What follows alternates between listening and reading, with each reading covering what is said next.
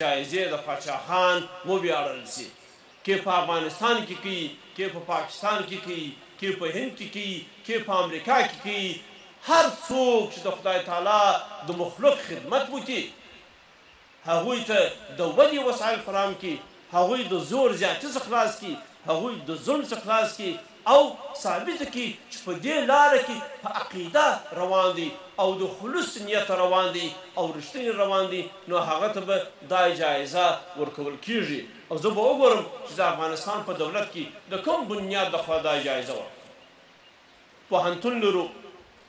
د علومو اکاډمۍ لرو او د بشري حقوقو اداره لرو. بیا به مشوره وکړو د ملګرو سره او دا خو دا کار به کوو د جایزې اعلان د پادشاه خان په نامه به د افغانستان ویاړ وي. دې خاورې ډېر ظلمونه ګاللي دي، دې خاورې ډېر مصیبتونه لیدلي دي، دې خاورې ډېر مظلومیتونه لیدلي دي. خدای تعالی دې وکړي چې د دغې راسخې عقیدې په برکت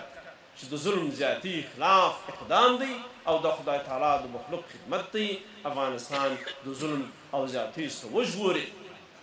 او آباد یې کړي. او زه ستاسو ډېرو ټولو مشرانو، سپین او زموږ د ملي معززینو څخه ډېره مننه کوم چې په دې محفل کې مو زموږ سره ګډون وکړي او دا افتخار مو موږ سره په برخه کړي چې دې بشري ټولنې د یو ستر پیاوړي شخصیت نوم یاد کړو. موږ عاجز انسانان یو، د ده د نامه په یادېدو نه ارزو، خو بیا هم دا کوشش وکړئ او خدای تعالی مو دې کامیابه کړي. ډېره مننه.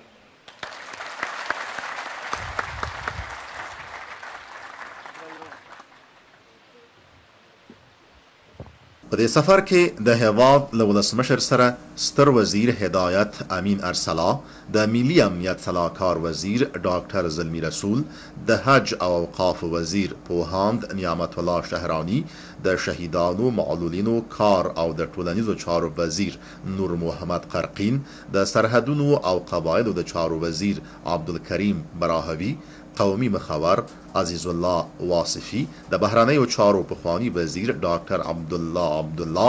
او د ولسي جرګې ځینو غړو ملګرتیا کوله.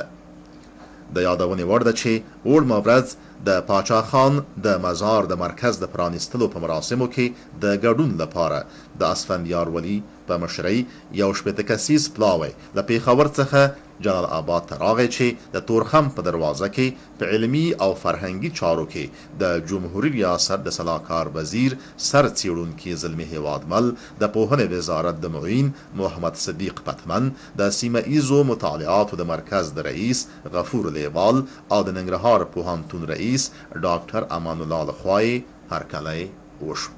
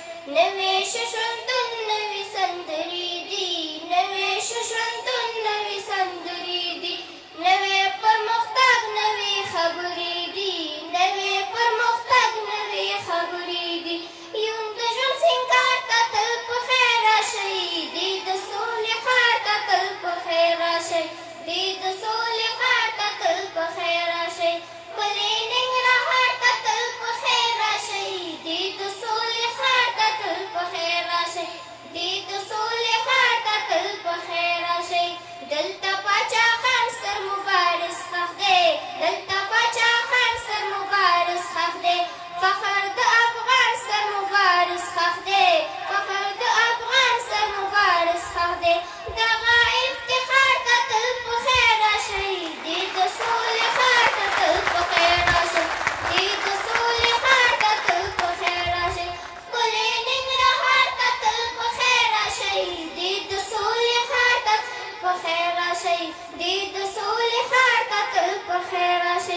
ښکلی ننګرهار مې غړېدلی دی ښکلی ننګرهار مې غړېدلی دی ستوری د اقبال مو ځلېدلی دی ستوری د اقبال مو ځلېدلی دی